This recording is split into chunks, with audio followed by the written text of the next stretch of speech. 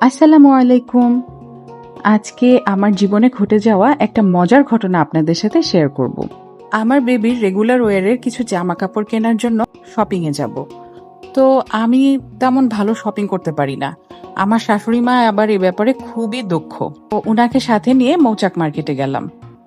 বেশ অনেকক্ষণ ঘোরাঘুরি করে একটা ড্রেস পছন্দ হলো। দোকানদারকে ড্রেসের দাম জিজ্ঞাসা করলাম।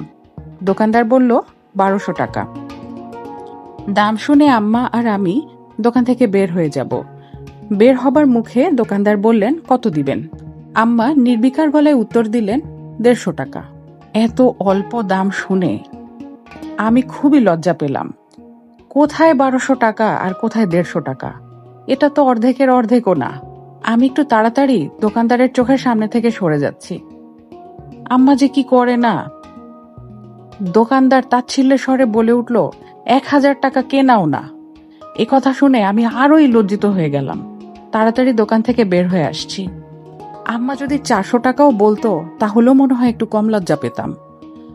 আর একটু দূরে সরে আসতেই দোকানদার পিছন থেকে ডাক দিল এবং ড্রেসটা আমাদেরকে দিয়ে দিল। দেওয়ার সময় বলল, আপা 10 টাকা বাড়ায় দিয়েন। এবার অবাক হওয়ার পালা আমার।